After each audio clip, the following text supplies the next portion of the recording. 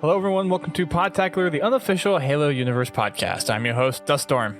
And I'm your other host, Biowolf. We're here for another episode of Hunt the Truth. We are about halfway through as E3 approaches. Episode 7 just got released this past weekend, and we are counting down the days to E3. We have about 6 weeks left, and we're at episode 7, so this looks like we're hitting about 13 Hunt the Truth episodes. So we've hit the halfway point, and there's some pretty interesting developments so far. And it is just me and Bio tonight. We don't have Haas or GT on for now. It's actually nice. It's a little less crowded. I have a little more elbow room right now, so to speak. No offense to those guys, but it's nice to have a little bit of extra room to talk.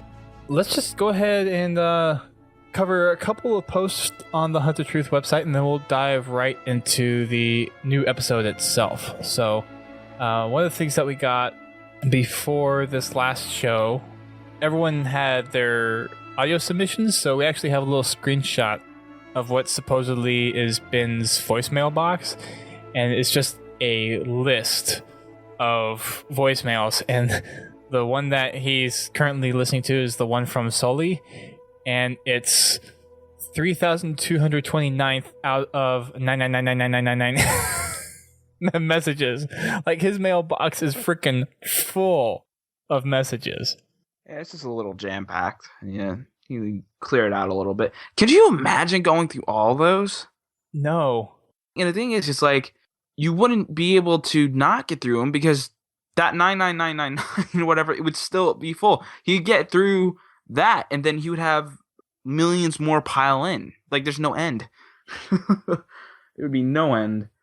Well, and remember from last week, we had just so many people calling in and talking about their tales of what they thought of his podcast, what they think about Oni and the Chief and all that stuff. Right. It's a lot of people to go through, and this is the whole thing where he's making up his ideas about what Oni could possibly be hiding, and how Deon Govendor really wasn't the guy who he said he was, and all that stuff. There's just, imagine the massive amounts of voicemails that are 30 seconds to a minute long, and you have 900 or 99,999, however that extends past that, to go through that many voice messages. And judging by what he said on the podcast, he's going through pretty much all of them. I mean, that's insane.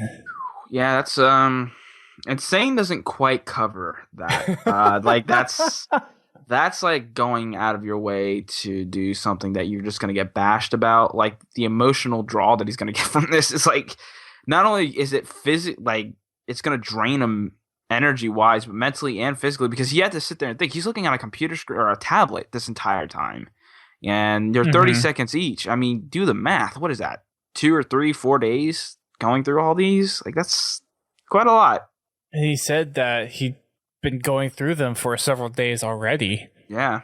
So it's ridiculous to even think about. Yeah, that's more power to him. I would never do it. I'll listen to the first 50 and be like, all right, well, this is where it's going. They're probably going to be getting repeats. So yeah, the rest, trash. At this point, though, you're thinking that there's so much that he's trying to figure out about his story, because his story is already in shambles, right? Oh yeah, absolutely. You have so much just hanging in the balance with things not matching up between Ellie Bloom's story and then all the Oni provided sources, everything that he's heard from the outer colonies now with all these voicemails, and just trying to get a clear picture of what the truth actually is. And he mentioned earlier when Mashak, or he first reached out to Mashak about reaching through the sludge of communications and finding like the little gems of information. He's basically has his own sludge now to sift through and try to find all the info out of it. Another thing that would probably pop up in my mind too is like, what other messages are like under all these that would make it to like Oni messages, or someone that's really trying to make an like that could really help him out or really make a huge impact on his life. It's like, where could you sort through all that? You'd have to look through every single one, you know, especially if it's like a general or someone from naval intelligence that could sit there and really mess up his life. And Right. like, you can't really look through names because there's probably about 2 million names that are going through there. So you have to look for the one that you could possibly, I mean, maybe type and search, but I don't know. Something else to note, kind of, and I don't think this really leads to anything, but if Soli's message is 3,229th in line, how many freaking messages are before that? Because people didn't start calling, really, until after Sully started posting the podcast. And he didn't post the podcast until, Ben. And Ben didn't post the podcast until after that last call from Sully. Yeah, holy crap.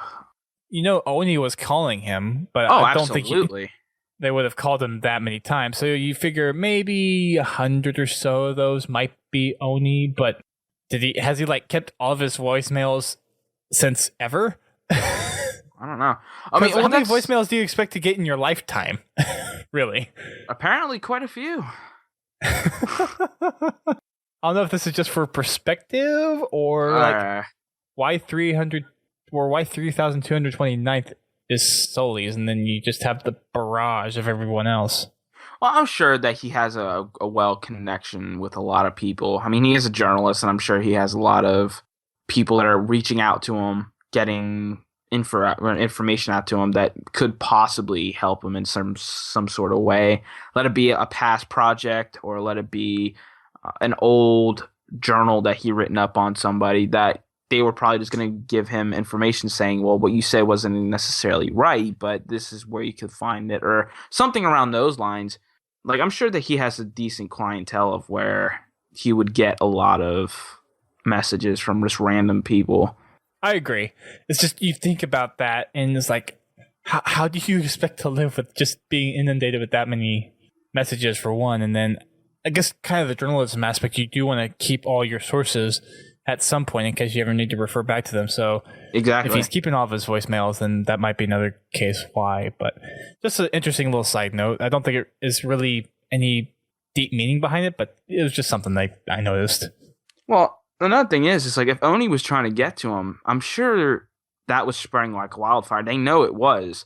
When they've tried to reach him in some other way, you know what I mean? Like something like maybe, I don't know, completely overtake his tablet or computer or something like that and have like a face-on-face conversation, like hack their way in or something.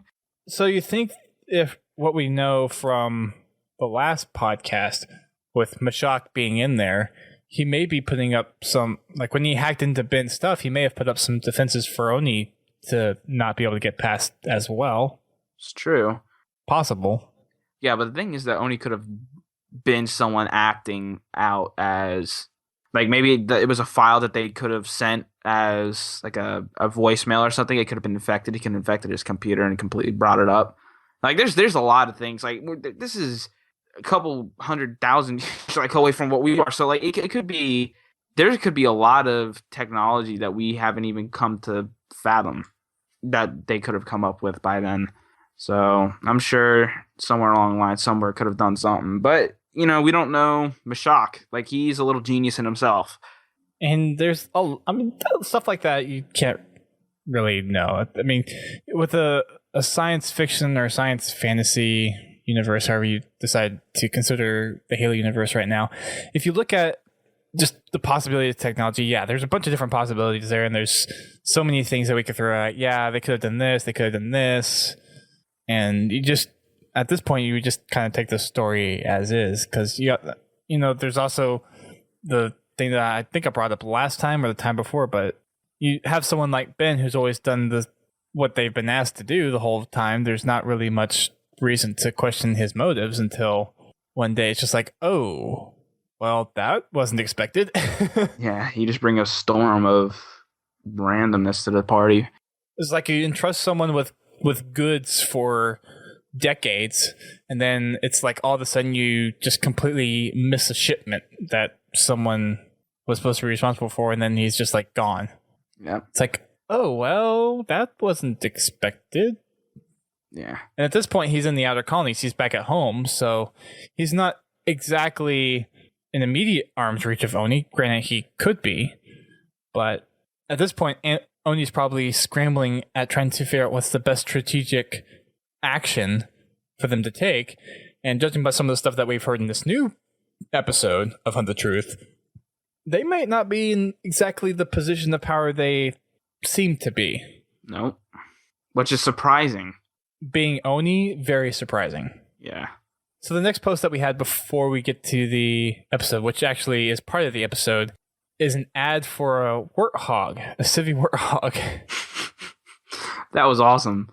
Remember the ad for the hog on, what was it? Headlong? Was it Headlong? Yeah, yep.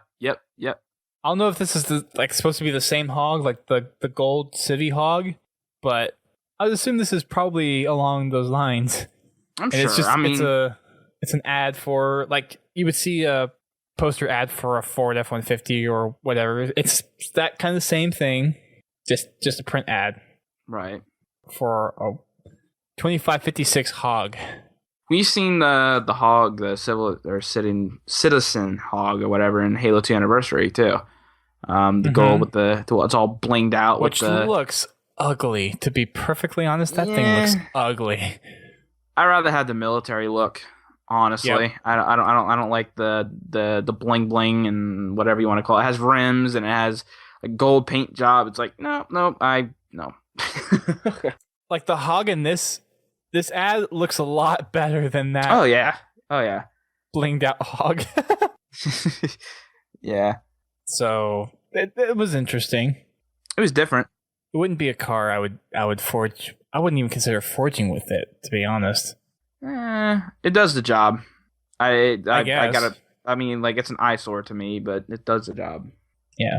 There's a little blog up the text in here. I just want to read it because, given what we hear in the podcast, it's kind of funny. So, your golden opportunity has arrived. The first-in-class military vehicle is finally available in the limited civilian edition. Trans-system GPS, multi-user voice control, premium surround sound, and enough power to unleash your wildest dreams in luxury. Own one today for $472,000, but I don't know. Or credits or whatever you want to credits. Yeah. You can own a house with this, but yeah, I think it was a pretty unique way of doing that, kind of showing that it was an actor and it was the exact same person that he was talking to, and he did a really good job with it. It was just a different twist coming from that, which I think is cool. I think I like seeing more city, like actual people stuff in the Halo universe. Like, and we always get the like everything going on in Galaxy, the military stuff like that. I think that's the reason why I kind of clung to ODST a little more than I've clung to anything else, because we see the city. You're inside the city. You're seeing this abandoned place where all these civilian cars and the runways and all these different things. Like, we live our lives as civilians. We don't see any of that stuff. So kind of making that connection was really unique. Like, I like that. I like that a lot. It's relatable. Yeah. Yeah, it's comfort. So whenever you think about that kind of stuff, it just fits a lot better. Yep. And that's one of the reasons why I think a lot of people really clung on to ODST, and I did as well. That's, in my opinion, the best campaign of the franchise. Yep. Yeah, that was far my favorite campaign. Like, story-wise, I think it was my favorite. I mean, you're going to have all these people are saying, well, what about Chief and all that stuff? Like, that Halo 1 was classic. Like, you can't really compare Halo 1 or Halo 2 or Halo 3 to Halo 4 or anything like that. Like, ODST was its own unique story in the huge expansive universe that Halo was in. Like, it was just in a different time where Chief was off shooting everything and beating grunts in the head and doing all that crazy stuff. Like, you have these little ODSTs that were in their own little mission trying to get past their day without getting killed. So it was a different outtake on it, which was neat. So you will enjoy New Blood a lot then. Once you finally get around to reading it, you will enjoy it a lot. Yeah. That's what I've heard. I've heard that a couple times.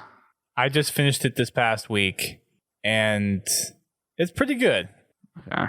I still need to reach out to, because a couple of people actually are not quite settled with it. They didn't like some of the portrayals that it was made in the book on certain things. I need to reach out to a few people and kind of see why they think about certain things the way they do. But I thought it was a very good book. Heck, that book being the kind of the story behind Buck And I think I'm pretty much going to say it's safe to say now that Buck is likely that person in Locke's fire team. I mean, there's really no other person that is going to be wearing an ODST helmet. So just for all cases, I'm just going to say that's Buck for now. Having Buck in Halo 5, I felt that New Blood was a lot better of an origin story than Nightfall was for Locke by miles. Well, I mean, you got to look at it this way too. I mean, Buck as a person, it seems to be a well thought out character compared to what Locke is. We don't know too much about Locke. I mean, we've said this 100 times on different podcasts, but like we don't know who he really is as a person. Like that portrayal of him in Nightfall did not do him justice in any way. I mean, he could be completely different than what we've seen him in Nightfall in character wise. But we know Buck as Nathan Fillion. Like that's Nathan Fillion's voice. It's his face basically. So like you have all these things, and we have, if you're a Nathan Fillion fan, you know how his humor is, and he kind of matches that in ODST. So he has this really likable, really awesome personality, and then like he's funny. He makes things funny. With Locke, you didn't have that character development of, oh well, he's too serious. You know, you showed him as a soldier caring about other things. Yeah, sure, that's great, but to really capture the audience's eye, I think you got to have some sort of humor. Like even Chief has somewhat of a humor side to him. Yeah, but even with that, there's a lot of things that just between Nightfall and all the little clips that we've seen with Locke so far, it feels like two different people. Yeah, no, absolutely. I mean, you have this competitive drive to get his mission done, and like ODST or not ODST, and like what we're seeing from Halo 5, like all these trailers, like you have these trailers, you have these, you know, glimpses of what he's doing, and Halo 2 Anniversary with these cutscenes, like he's committed to getting his duty or his job done, regardless of what's going to happen. I mean, you have Buck is going to sit there and make things unique as he's going to get his job done. Like if things get in the way, they're going to get in the way. Then you continue on with it later. Chief is dedicated to doing what he wants to do. But like in Nightfall, it was just completely different. Like he didn't have that. You had that drive, but it wasn't the same as what we're seeing it in Halo 5, it seems. I mean, we're just going to have to wait to play the campaign story and all that stuff, but it's not looking like that. The person that we saw in Nightfall, I don't think there's going to be much of a resemblance of that character in the final game. No. Other than the fact that it is Locke, but as far as the personality, it seemed, and this is just from the few things that we have seen so far, it just seems that the personality types are very different. Just between what we saw in Nightfall and then his conversations with the Arbiter in the extra cutscenes for Halo 2 Anniversary. Those were degrees different in approach. Oh yeah. I mean, like the seriousness of that whole situation was completely different. I mean, he was fighting for survival. Like, I think that's the reason what they were going for. They just didn't tell the story as a survival situation. He was more caring. You know, he was willing to help people in, you know, situations. And I like that's why they showed the other ODST or the other Oni operatives. Like they were going to sit there and kill him. Like they didn't care. They were going to sit there and get what they want. They wanted to live before anybody else did. You know, they did a whole bunch of really evil stuff. But it's like as Locke as a character, he's going to sit there and make sure that he's going to help everybody that he can. And if willing, put his life before others to do that. And in this, it doesn't look like that at all. Like he's aggressive. He's going to sit there and almost seemingly going to kill anybody in his way, and no one's going to stop him. Right. Good old Oni brainwashing. Probably not quite brainwashing, but you get the point. Yeah. So, onto the episode, the actual episode itself. We have at the very kind of tail end of the last podcast where the big reveal that Deon Govendor actually died 7 years ago, and that Mashak had hacked Ben's stuff for a while, and he'd been monitoring him. And FERO, this weird person that he'd never heard of, that none of them had heard of, the one guy that Mashak didn't really know until recently either. We have her that was supposed to reach out to Ben, and she never did, and Ben was kind of lost and confused with not hearing from anyone for a few days, because the last time that he really talked to anybody was when they discovered that Deon was no longer alive. And that was at the start of the podcast 3 days ago, and Ben had been just constantly trying to get a hold of Mashak, and he'd been getting these pre-recorded messages, and they're kind of funny. They are, you think this is Mashak? It was funny. Like, the first time I hear it, and like his reaction to it was priceless. Like, he used to say, I want to get a hold of him. I'm going to kill him. I'm going to have to kill him. He was funny. So frustrated. Yeah. Oh, and I mean, put yourself in his situation. I mean, I would be frustrated too. I would be a little bit more paranoid, but I would be flustered as well. Yeah. One of the things that he mentioned in the podcast was he didn't know if something happened to Mashak or if it was just leaving him in the dark or what, because it's been 3 days since everyone was in the room together, and the last thing that he heard was this FERO person is about to get in touch with you. No reason to reach out to her. And that was it. Just Mike dead, everything gone. Yep. And all this time he's thinking, did something happen to Mashak? Is he all right? Did something happen to Petra and Ray? Are they possibly all right? Haven't heard from them either. They did their goodbyes and separated themselves off, which he reiterated again he thought was the right thing for them to do, get away from the whole mess of things. And he's just sitting there, and it's like, I don't know what to do anymore. I have this hole of Deon, and I have this supposed person that's supposed to help me kind of build and break the story, but I haven't heard anything in 3 days. What the heck is going on? So you can sense a little bit of frustration, maybe a little bit of paranoia in Ben during this podcast, and just everything is not working out really well right now. No. I'm sure Halo was played a lot during those time periods between that. Maybe a little bit of a Spartan strike on his tablet, but no, I mean, I'm sure he was probably going out of his mind. You're expecting these things. Time is not on your side on this. I mean, you're itching to find out anything else, and Mashak taunting you like that doesn't help. No. And then didn't he like change up the voice message too? Like in that one point, like he's like, "Oh, I'm so glad you got through," or something like that. I forgot exactly how it went, but it was just a message. Once it hit, I guess he had some stuff on a timer, because there was one message where he had something in there, and you heard like a AI voice say 71 hours. So I'm guessing when it hit that 72-hour mark, he's like, "Oh, I'm glad you finally got through, so I could rub it in your face that you're behind 3 days." Yeah. He's a prankster. You could tell just by the initial contact that he's a prankster. Oh, yeah. He's hacking all the Oni systems and all that stuff. He meddles and stuff. He's going to be that kind of personality type. Mm-hmm. It is strange, though, that after everything that he's done to kind of make his voice known to Ben, because he was constantly poking Ben during the whole story, and then when Ben finally reached out to him, he was just like dumping all this info on him, and then hacking into his system and constantly having a listening ear. And then when Petra and Ray were by, saying, "Hey guys," and then all of a sudden just not being there. Yep. He was just the quiet dude that was just stalking your computer, no big deal. And then like I was just in that, knowing that he was in there, and I'm sure it's like, I wonder if he really was there, just listening to see how frustrated he could get him. he was there the entire time. Those messages are just playing just because he's trying to get a hold of him. So I think there may be a reason for that, and I think that has in part to do with what FERO said at the end of the episode.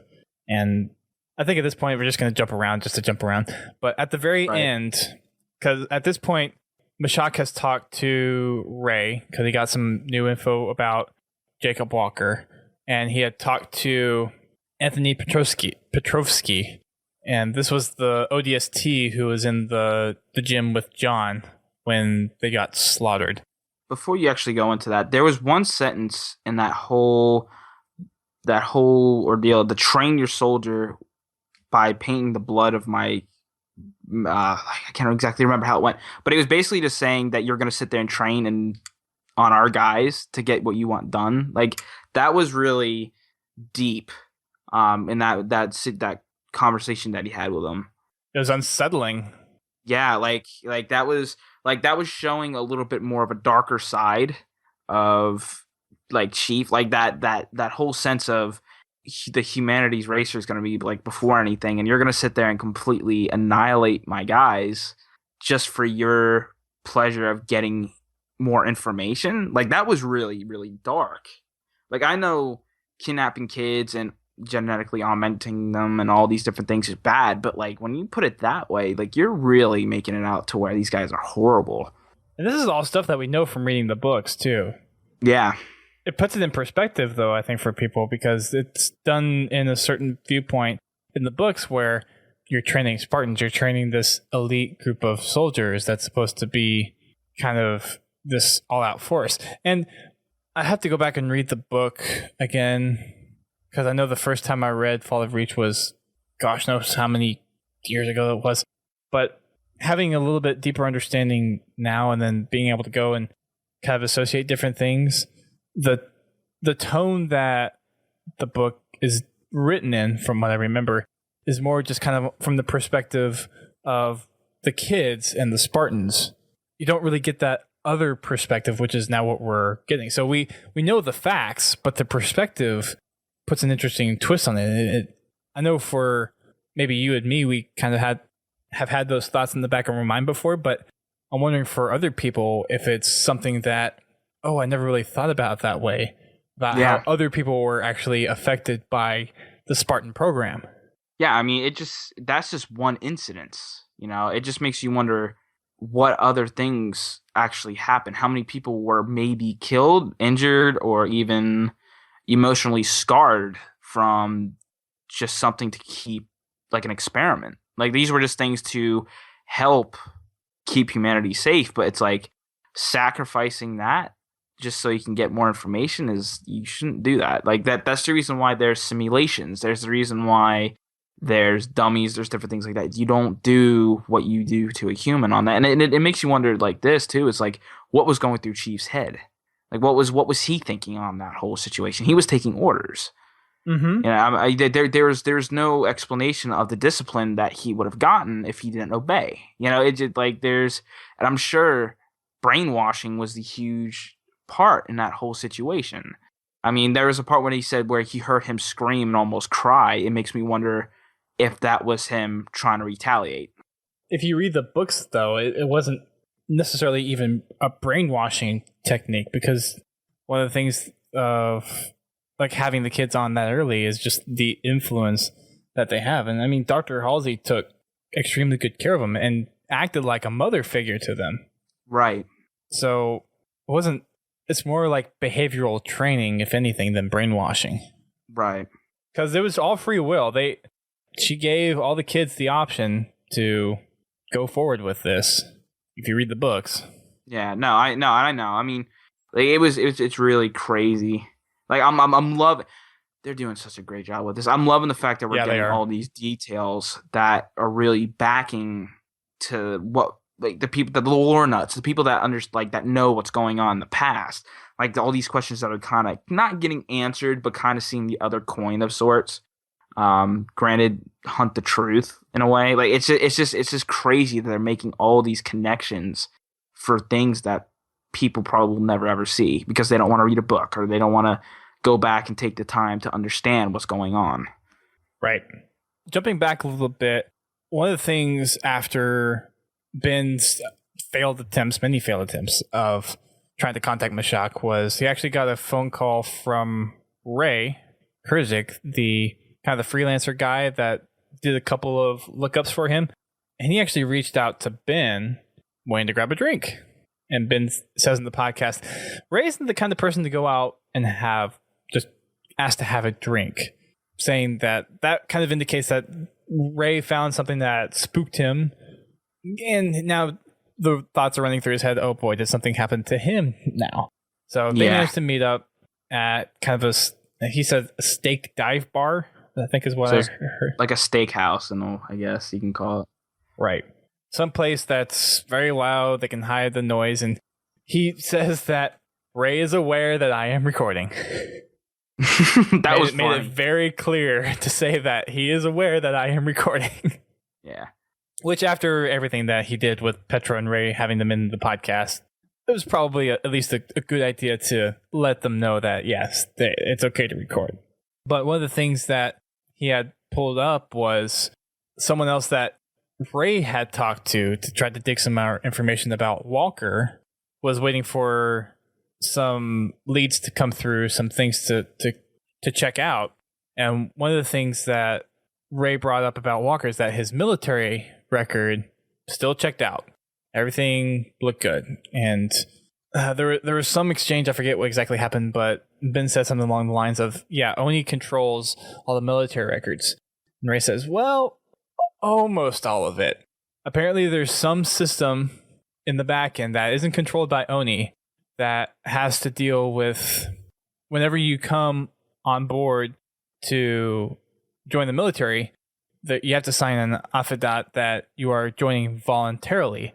And that system isn't controlled by Oni. And that system is supposed to take anyone who is registered and is in active duty after 180 days of retiring is supposed to automatically move their military status to retired. Well, he didn't have a military status of any kind. He wasn't active duty. He wasn't even retired. As Ben put it, an admin snafu.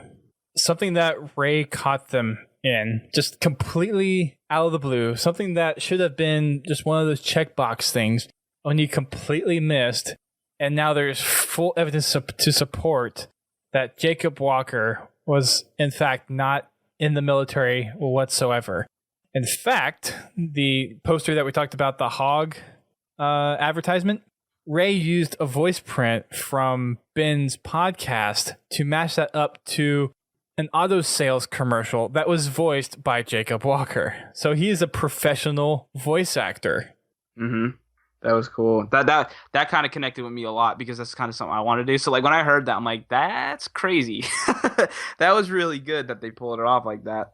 It just kind of shows where you could honestly see where people are with things like that. I mean, like the fact that he's acting this person that has nothing to even do with him at all. Like they're like he even said that he was a little shady, like the way he was talking, or was it us that were saying that he was a little bit shady?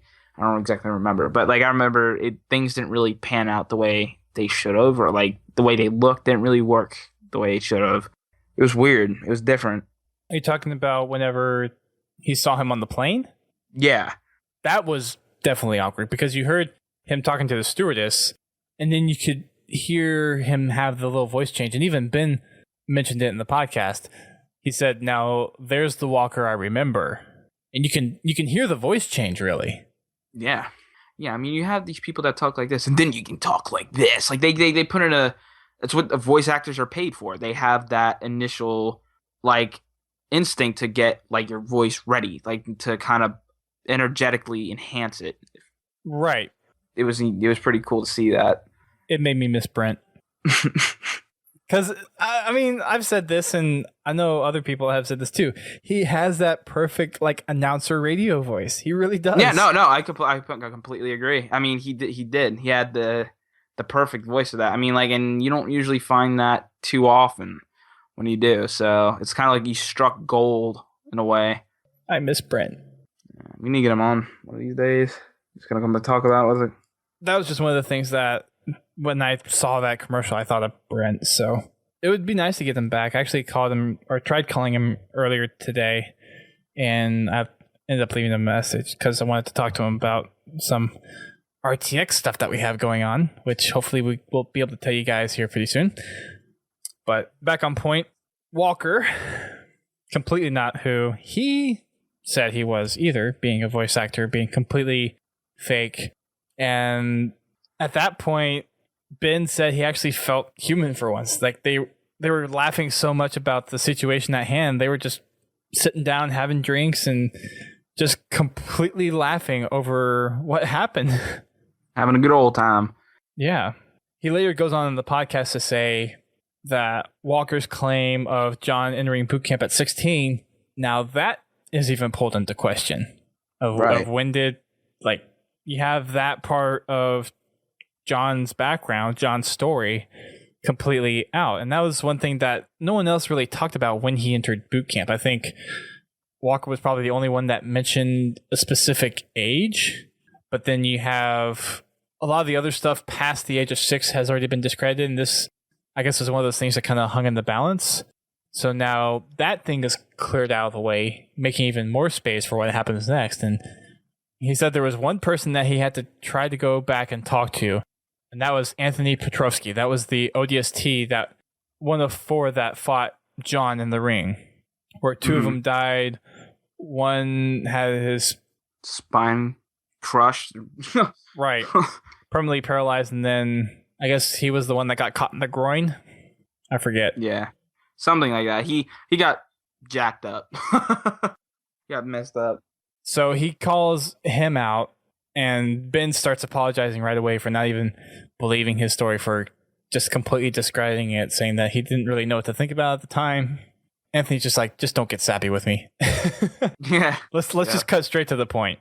He had actually listened to some of Ben's episodes. He was very much aware of the Oni influence back there, and he found it kind of entertaining that they were using the outer colony, have bad records, having that as kind of a cover-up to some of the other stuff, and he found that kind of entertaining. He also mentioned that how the outer colonies are really chewing up and really digesting the podcast that he's put out. So it's obviously being well received, which is good. Yeah. Yep. Despite all the threatening phone calls that we heard from the last episode, it seems like a lot of the people in the outer colonies are like, wow, it's actually good to have this information, just this view on the Spartans that we've never even had before. Right. And the more they kept talking, there was one thing that Ben didn't want to ask. He knew he didn't want to ask, but he had to ask it anyway. And he knew it would be like the rabbit hole that he wanted to stay away from as far as possible. And that was the Spartan program. What was it?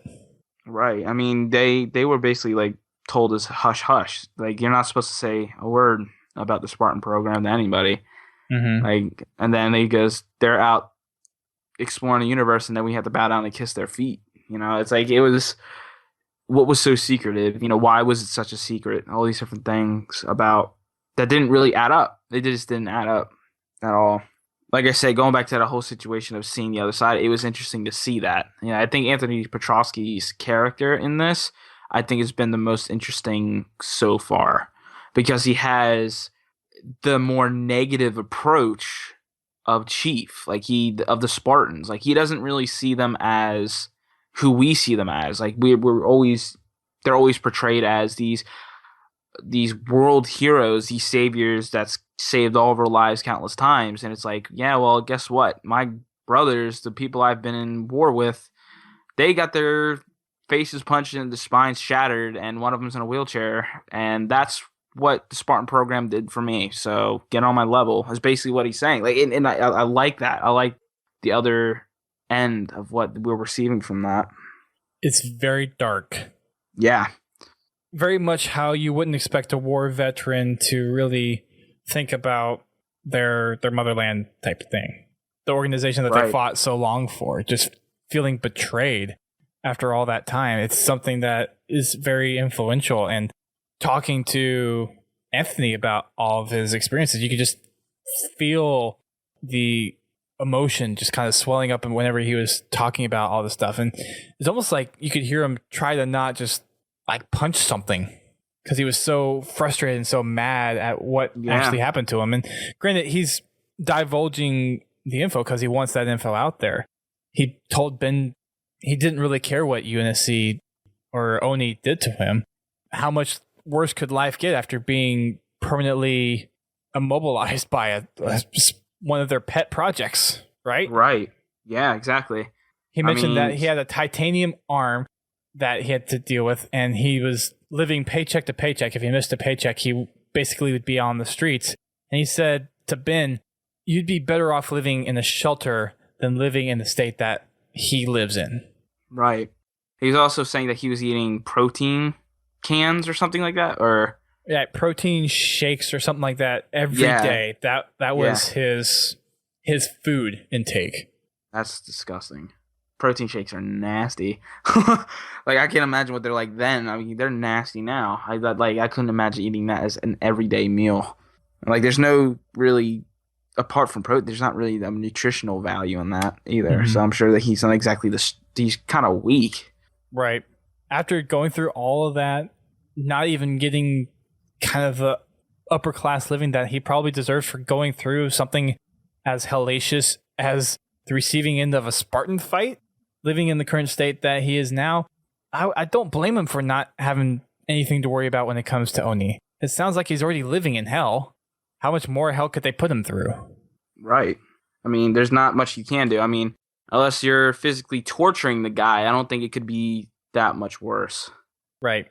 One of the interesting and probably key points that I pulled out of that podcast was a line where Anthony said he didn't view the Spartans as neither a hero or a person that everyone else seems to think of the Spartans. Right. And that strikes a chord because that's kind of goes along the lines of what we've heard Mashak say, the discontent in the outer colonies, how people are not happy with the situation that Chief is kind of out there on his own. And then just given Anthony's situation, how there were people that were ruthlessly injured and slaughtered for this science experiment that Oni had to make these Spartans, to build these Spartans, and how these kids that were kidnapped were basically engineered killing machines. Right. You take a lot of the stuff that you have, the augmentations, you have probably what they consider the brainwashing aspect of it too. And he admits that they're just following their orders. They're just doing what they've been told to do.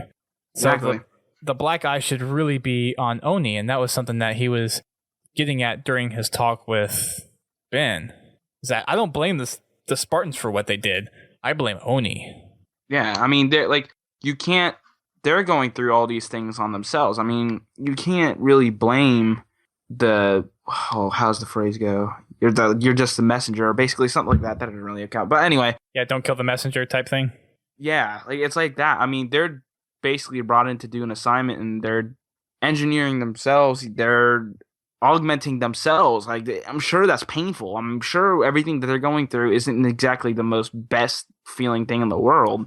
There's a lot of painful processes going through that, and I'm sure seeing that, you got to see the other side. You have to see it's not them that's doing this. It's the organization that they're hired on for or brought in for.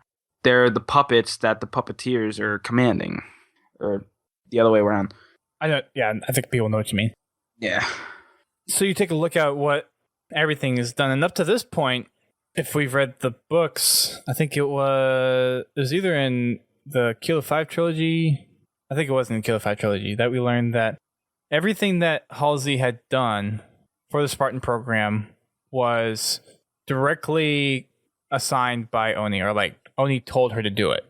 Except for one thing, and this is the pinnacle of what Ben comes to the realization for this podcast, is that they introduce clones back into their families. Yeah. I think that was more, I know that was there to like help, but I think that did more damage than good, honestly. I mean, you got to look, I mean, it could go both ways. I mean, you're going to have your kid that's completely gone, you're always wondering where he or she ever went, not knowing that. But you have these clones that are just dying left and right. Like, they don't have that long lifespan, and the parents are probably like, what's wrong? What did I do that was so wrong? Like, my creation, my child is dying at such a young age. Like, what? I don't understand. And doctors can't sit there and physically say what's going on with them. They're seeming healthy, and all of a sudden just dying out of nowhere. That's horrible. From the Kilo 5 trilogy, for those that remember, whenever they were bringing in Halsey to like put her away, one of the things that Admiral Perangosky, and if you haven't read the book, sorry, this is spoilers, so might want to skip ahead a minute or so. But Perangosky basically told Halsey that, yeah, we told you to do all that stuff, except the clones was your idea. We didn't exactly approve of that, and that brought more suspicion onto the program than we would have liked. If that was the case, we wouldn't be putting you away. But that's the one thing that Halsey did that Oni felt was the just cause for putting her away. And that's all it takes. No, that's all it takes. I mean, it was really bad for what she did, but she's probably having it at her best interest at heart. I mean, like, I'm sure she was thinking, like, we're taking these She was thinking of the families. Kids. Yeah. Yeah, exactly. Like, she was trying to do more good than it came out to be. And, like, Oni didn't think of that. Oni wasn't going to be the ones that would be like, oh, well, screw what the families think. We're going to get what we want out of them, and that's it. At least she had an idea of trying to cover their ass, so to speak. And it kind of backfired a little bit as we read some in later novels, and now the fact that she's on the run. So that got Ben thinking a lot about what the implications of the clones were. And I don't remember how much detail the books go into the clone making process, but I'm pretty sure the way the clones were made, they were flash clones. They were quickly made, and they were associated with a lot of the same memories that their actual people, however you say that, their originals had. Does that make sense? Yeah. The brain they're cloned off of their source or their something. I don't even know. Yeah, something like that. I don't know how you technically classify that, but anyways, you take the fact that you have all these clones, and Ben actually goes to the degree of like growing the clones really fast, having scientists train them on how to walk and do all this stuff early on, and then being stuck in families where they have no idea who the families are or why they're telling them to do certain things. And then they have a terminal illness, in which case they die a couple months later. Which in and of itself, just the clone thing, having them die off, that's bad on its own. Yeah. I mean, you got to look at it like this too. I mean, I wonder what kind of outlash that these clones were probably having too. I mean, I'm sure they were thinking like, why are you making me do this? I didn't do this. Like, this wasn't me. Like, it makes you wonder if this was like, if they were thinking on their own, like apart from the memories that they were given. It makes you wonder if they were like actually thinking like, oh, well, this isn't me. Like, this is completely different. Like, so without knowing the book verbatim, like Grim Brother 1 probably does, I think it was along the lines of they thought that they were the person who they were. Okay. I think that's how it was intended to be. And I think this is just Ben's conception of what he thinks the clones went through. I don't think this is actually what the clones went through. I think they were flash made. They had maybe a couple days of turnaround, and they had the memories implanted in them enough to act like their kid. Because you would notice if your kid was acting very suspiciously or didn't really know who they were. And if you go back to the books, a lot of them didn't really, I mean, they thought that they were their kids. They didn't really notice anything wrong about them other than the fact that they were getting sick and they were terminally ill and the doctors had no idea what was wrong with them. But other than that, there were no other signs, at least mentioned in the books, where the parents didn't think their kid was their kid. And if you didn't have the memories of that person you were cloned for, you wouldn't act like that person to begin with. Right. So I think this is just part of Ben trying to think through this, and I don't think that's actually what happened, to clear that up for people. After going through all the ideas of what happened with these clones, there's an ominous voice coming from the other room. And this is like a little bit after. I think he's like sleeping or something, right? He was like in the other room I sleeping. think he was sleeping. Yeah, I think he was sleeping. And he said that he got woken up by the voice. Yeah, he heard a voice from one of his computer terminals that was, I guess, monitoring communications for local networks or something. And he heard someone say, "Come in here, Ben," something like that. And then that's when he started recording. Lo and behold, FERO had finally arrived. Many days later. Yeah, yeah, many days later. I can imagine his A, who is this person that's stalking me? B, who is this person? And then, like, when he finally starts talking to him, like, oh, that's the person you're supposed to. You're really creepy. You're not supposed. This is how you're gonna come to contact me is through when I'm sleeping, coming through that. That would be a little unnerving. I would have been scared out of my freaking mind. Oh, yeah. I would have been like, disconnect everything, power off everything. I wouldn't be the curious type of like, oh, this is someone invading my privacy. I'm going to go talk to this person. That would be one of the last things on my mind. No. I mean, like, you would... Sorry for yawning. But, like, no. I mean, that was really...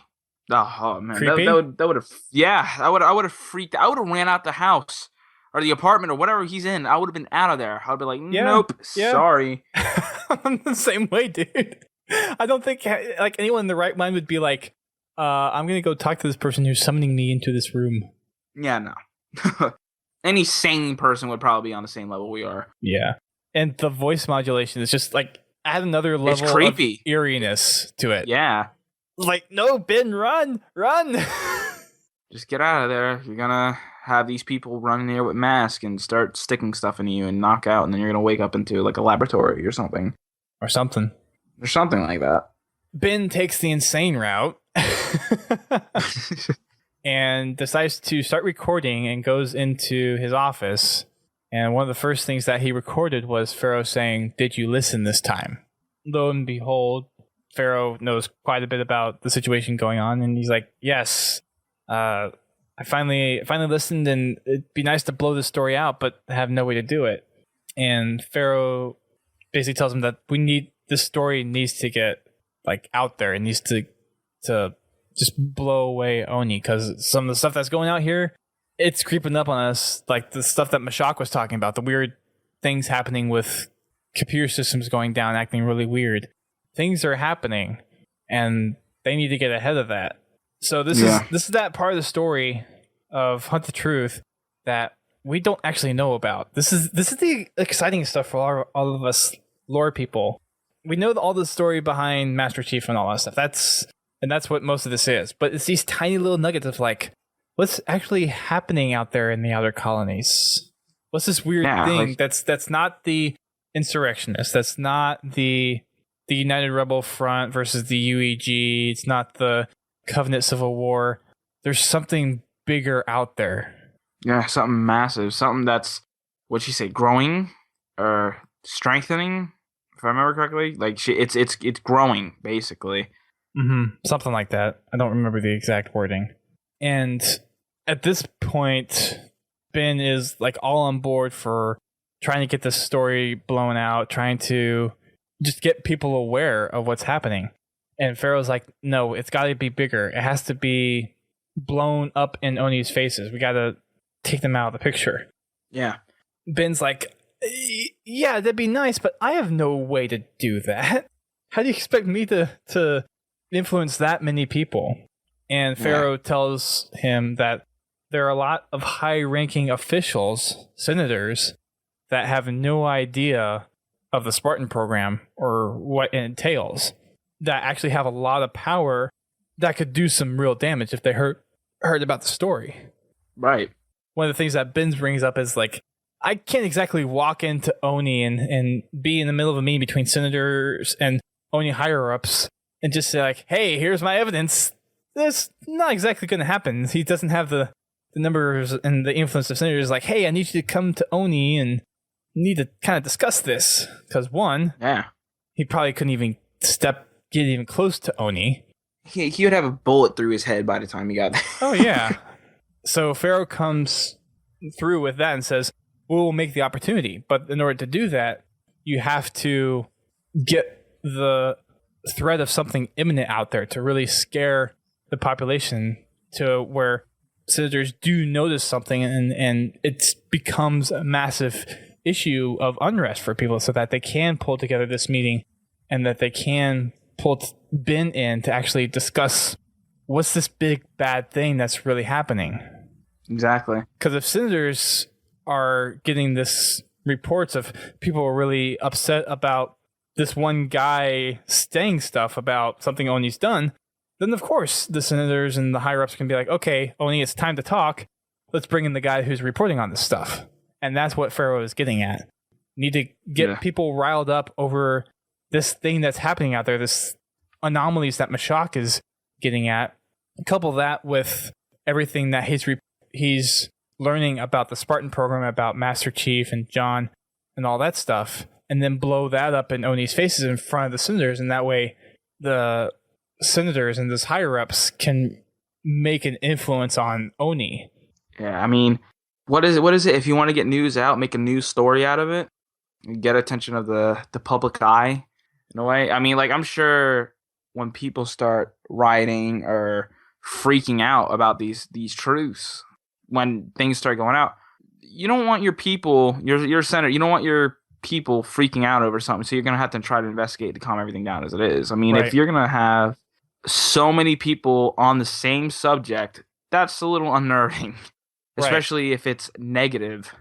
And something else that FERO mentions too is everyone in the outer colonies is able to hear this, and that's great. But Oni controls a lot of the inter-colony communication, so you have to generate the panic, generate the fear inside the inner colonies, and that's when you're really going to get people to start making influences on the higher-ups to get them starting to panic as well. And one of the things that FERO mentions is there's not time to really go through the details, because while it works well for the outer colonies, the inner colonies, it's too complex, it's too detailed-oriented. It needs something that's quick and fast-burning to get that panic generated. Yep. Because if there's nothing else that Fox News and CNN haven't taught us, right, is that an explosive title can do a lot of, what's the word I'm damage. looking for? Cause panic, striking fear into people's hearts, completely throwing people off guard. Just there's a lot of things. A lot of quick and driving influence on people. Yeah. Yeah. There's one other little piece to this puzzle, though, that a lot of people have been speculating on, and that is, who is FERO? Now, the two big theories that I've seen on social networks, on Twitter, is Halsey or Cortana. Yeah, I don't think it's Cortana. Like, Cortana wouldn't... What was Cortana's cause of doing this, though? I could see Halsey. Halsey, I have a lot of faith that is her. I've said this a couple of times. I think it's her, but I don't see how it's Cortana. I don't either. This doesn't make any sense to me. Well, and one of the things I saw someone make an argument on is when she said that most of her lies down there when she's talking about Earth. So going off of that line, I think for us, we believe that Cortana's still out there, but this wouldn't be the way to really bring Cortana into the picture. So the Halsey thing sounds more likely. I think it's still too early to confirm it at that point, and not really knowing who else it could be. I guess that's kind of the best running theory to go with, because who else would know about those intricate details of Oni that we know of in the universe so far? And who also would want to take Oni out that bad? Right, especially after Oni tried to take her out back in Spartan Ops. Like, I'm sure there's a lot of hatred, and I'm sure there's a lot of plotting that's been going against Oni with her. And I guess we did kind of theorize that FERO could have been Halsey back when we did our last episode. It's not completely out of the possibility, but the voice modulation really screws with it. Oh, yeah. That's the point of it, though. Right, I know it is. And that's pretty much the episode. Yeah. Pretty exciting episode this time around. Like, we're getting deeper and deeper and deeper, and, like, each episode's getting better and better and better. I like the fact that Ben finally heard the truth behind the Spartan program. He finally took that one step that he tells us he was really hesitant to make, and how so many other people were told to be hush-hush about it. And one guy, Anthony Petrovsky, stepped up and said, heck no, people need to hear what actually happened. Yeah. Tell the people the truth. Like, there's no reason to hide this. It doesn't need to be hidden. So, yeah, that's about it. Pretty deep stuff. Oh, yeah. And it's just going to get even deeper. No joke. We have at least 6 more episodes for it to get deeper. Yep. Who knows, man? It's interesting stuff. It's entering that stride of, okay, now, and I guess this is where we're going to actually end up too, is the whole blowing Oni or at least the efforts to kind of blow Oni's cover on what the Spartan program is. Yeah. Because before we didn't really have an idea of an end goal for the podcast, but at least now it seems like we have one. Now it's just a matter of what are the steps going to be to get to that point. I don't know. I have no idea. It's interesting now. I'm grinding my teeth. I'm wanting more. I want it to be Sunday. I want it to be in now. I know. Alas, we have to wait till Sunday for the next episode. Episode 8 coming down the pipe soon. Yep. And not to mention we have the Hunt the Signal campaign still going on. We have Transmission 2. I know that we've kind of stumbled behind after we did the Transmission 1 stuff. We talked a little bit about it on the last podcast, how far we got. There's people still working on that part of the Hunt the Signal stuff. So hopefully we'll get some info about that soon. We'll bring that up possibly on the next show or the show after that. So the Hunt the Signal stuff. And the contest is supposed to end at I think according to the rules, the end of this month. So we have a couple more weeks for that to go on. I don't know how long the Hunt the Signal contest is going to go. If you haven't already, you can head over to huntthesignal.com/team, create a team of 4, and then attempt the puzzles. There's quite a few people out there that are kind of summarizing what's going on and how to get through things as people are finding it out. So there's a few threads on Halo Waypoint. There's a Halo 5 IRC chat. There's a couple of Reddit threads I think people are trying to also post on there on some solutions to things. So if you get stuck at any certain point and the community has found it out, then you can just check on some of those places and figure out what to do next. So, Bio, I think that's going to be it until we reach episode 8. Yeah, man. This next week. Exciting stuff. Yeah, I can't wait. I mean, I wonder what Ben's going to get himself into next week. I don't know. It's going to be interesting to see if Mashak comes back into the picture, which I'm assuming he is. And this is the theory. This is the theory I wanted to touch on before we closed off that I mentioned earlier, of why Mashak may not have been returning his calls at all, is because of the fact that the first thing that got recorded by Ben of FERO was, "Did you listen this time?" It makes me wonder if the reason he didn't return the calls is because he wanted Ben to find out, per FERO's request, of actually learning what actually happened. Right. Yeah, no, it's a pretty good theory. I mean, it makes sense. It does. It makes a lot of sense. That's the theory I'm going off of. Because that's the one thing, because Mashak was always the one that was poking and prodding. It's like, hey, listen to me. And then he was constantly there listening to Ben after he hacked his systems. And then just to be gone after that? Yeah, it's just to vanish. It doesn't seem, it's not right. Something's off about it. Yeah. So that makes me think that FERO had said something to Mashak, and then he just let him be alone for a little while. Then he went back to Anthony, found out what actually happened, and is now going down this path of, okay, what is the Spartan program? And that was the one question I think that he had to ask before FERO would reach out to him. Right. And he did. He took that step. Yep. Actually, thinking about it now, that's another reason why FERO could be Halsey, is because the one thing that Petrovsky accused Halsey of was the clones. And if she can flip that back on Oni, saying that it was part of the Spartan program all along to have the clones, that could really bring down a lot. Then Ben is being an agent for Halsey, and if he can present that info in front of the higher-ups, the senators, that would make it really seem like it's Halsey. Yeah. Because if she could wipe the slate clean of that off her record, because that was the only thing that Petrovsky had to really hold against her. If she could wipe that clean, her slate's basically clean. Yeah. So, and then she can do what she wants without judgment, or basically just do what she's got. That makes me wonder, what is Halsey going to be doing next?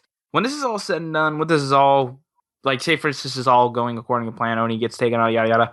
What is she going to do next? Make her own organization to start doing stuff? Like, she's a secretive person as it is. Well, and at heart, she's a researcher. I mean, look at all the stuff that she did with researching foreigner tech on Reach before Reach got attacked, and obviously the stuff with her interaction with the librarian and all the stuff in the Jansky and all the stuff happening in Escalation, which I still need to catch up on. Just take a look at that. I mean, that's the, if you think about the librarian's plan for humanity as defined by the Greg Bear books and Halo 4, then humanity is supposed to be making that step into reclaiming the mantle, accessing the domain.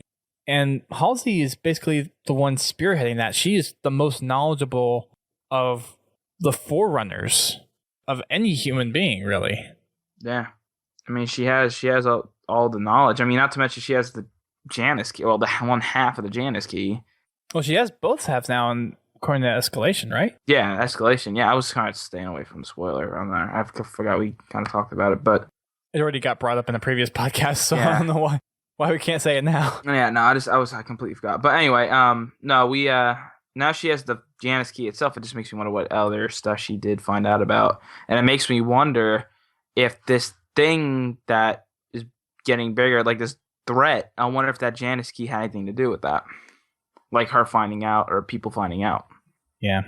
I mean, again, the only thing that I could think of is the one mentioned in the Greg Bear novel of that flood influence that they had on subspace and the time-space continuum as they kind of took over stuff.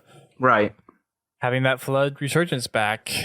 Yeah. I mean, I don't know if we'll see it in Halo 5, but I mean that's the only thing that I can attribute to anything that we've seen in the past where it affects something on that grand a scale. Yeah. I would hope to see the Flood back. I miss them as an enemy. They were awesome to fight. Pain in the ass, but they're fun to fight. Well, and I was talking to actually Twisted Shots over from Rectify when I was just earlier, when I was OKC. And one of the things that I brought up to him was that one of the things that interests me in Halo was that moment where you were introduced to the Flood, because that's arguably that's the pinnacle moment of Halo that defined Halo, that got everyone really involved from the lore aspect. Because before then, it was the classic space battle where battling aliens that want to destroy all humanity, all that kind of stuff. Yeah, the Flood was the one difference that really made Halo a unique franchise, a unique universe. You have a game or you have an enemy that is unknown. You know, we don't know anything about it. We just know that when it infects you, it ingests you and makes it one of your own. You know, you have all these different things that are going on. Like, and it's a nasty parasite. It is like it's bad. Yeah, I mean, I wouldn't really want bad. nothing to do with it. I mean, that music when you first heard it, that eerie, really weird music the first time you encountered it, I think that set that mood of, yeah, this is not looking good. Like, this is something that we have to look around for. Again, something I don't know if we'll see it in Halo 5, but that's the only thing I could really attribute to anything remotely close to what we've seen in any part of Halo fiction before. And it might be something completely new, too. Yeah. That's the exciting part for everyone that already knows kind of the background of Chief, is these two mentions of all the stuff that's happening in the outer colonies that is weird. Because everything else, that kind of plays into the story as it is. And yeah, it's cool to see that develop.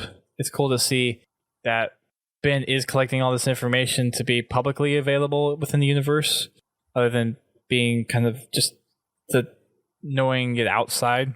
Right. So that's cool.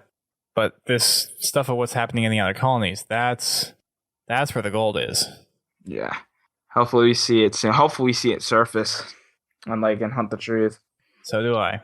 But that will wrap it up for our podcast this week. Thank you, everyone, for tuning in. Remember, you can check us out on podtacular.com. While you're there, go hit us up on the forums. We have a thread talking about Hunt the Signal. We have a thread talking about Hunt the Truth, our theories, our ideas of things that are going on week to week as we count down this final half, I guess, pretty much of the Hunt the Truth podcast as we lead up to E3. So make sure you head on over there and hit us up. Give us your opinions and theories of what you think may be going on in Hunt the Truth as well. You can also check us out on our social networks. We're on Twitter, Facebook, YouTube, Instagram, and Twitch. And we usually broadcast our shows live on Twitch every Thursday at 8:30 p.m. Eastern Time. And we've been doing our Heart of the Truth on Wednesdays at 8:30 p.m. time Eastern as well. And then when Xbox Live is working, we have our game nights on Fridays at 8:30 p.m. Eastern, where we hop on the Master Chief Collection, and we'll sometimes do some other games. We'll hop on some Xbox 360 games. We'll hop on Halo 4, Halo Reach, Halo 3, Halo 3 ODST, all that kind of stuff. So make sure you check us out there. Make sure you check out our podcast network. We are part of the Podcast with a K, and you can find them over at podka.st with some other podcasts like Guardian Radio, Critscast, Work in Progress, How to Murder Time, and the newest addition to the family, The Learning Cliff. Make sure you check those out if you're looking for some other gaming podcasts to listen to, or if you have an interest in any one of those games that they cover as well. There's some really good podcasts to check, so I highly recommend you go check them out. And we will be back next week for episode 8. I think we're going to get some really cool info in that podcast. So until then, everybody, keep on fragging the Spartan program.